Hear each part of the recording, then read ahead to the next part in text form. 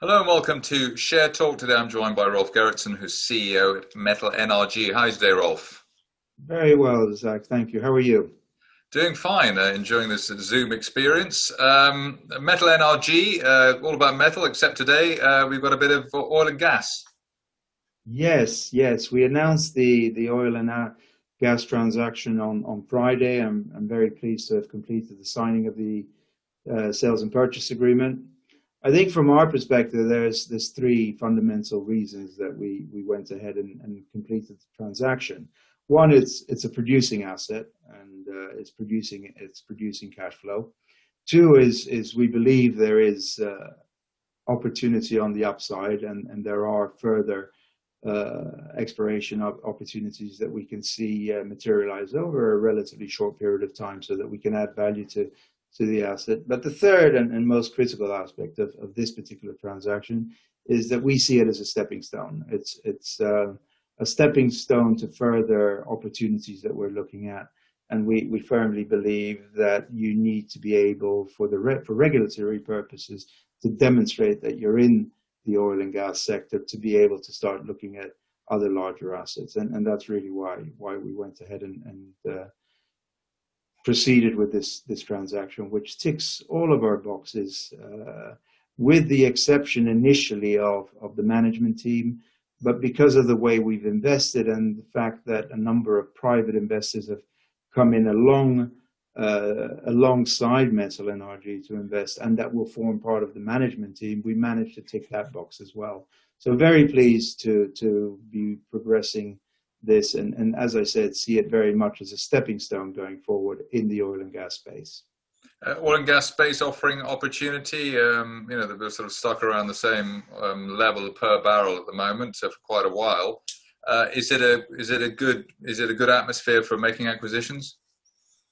Look, I believe that there are some orphaned assets that have been neglected, that are probably currently undervalued and that do offer upside opportunity. So within reason, I think and careful selection, I think there are opportunities, and those are the ones that we'll try to seek out and try to develop over the next relatively short to medium term period.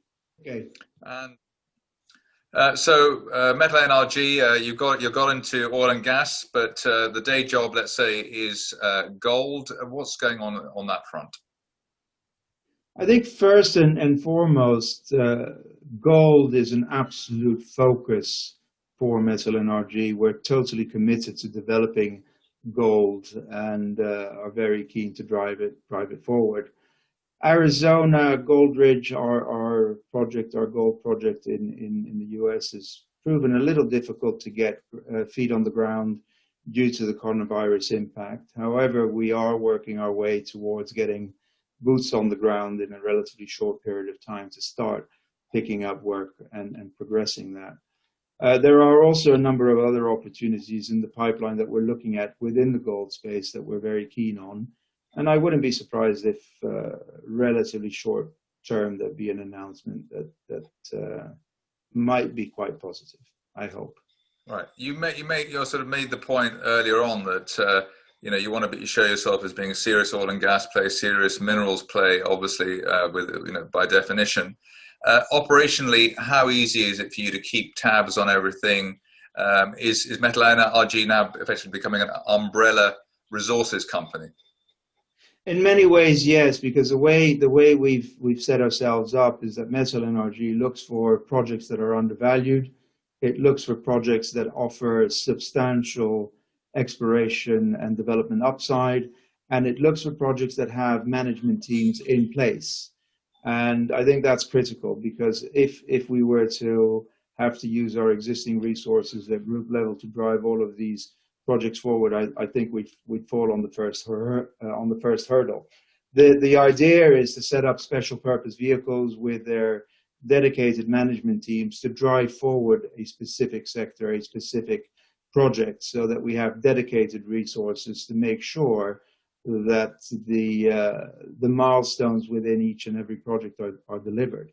But at group level, we're very focused on the marketing of the projects and making sure that people are aware of what we're doing. While at an operating level, we've got very focused and dedicated management teams driving forward specific projects.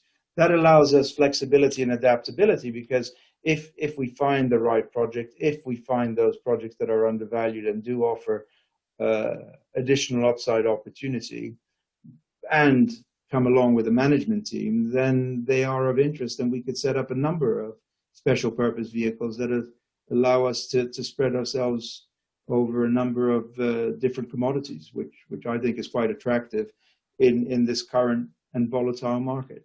So you're basically able to, through the SPVs and the management there that comes in, who are obviously specialists in that particular area, you're able to punch above your weight.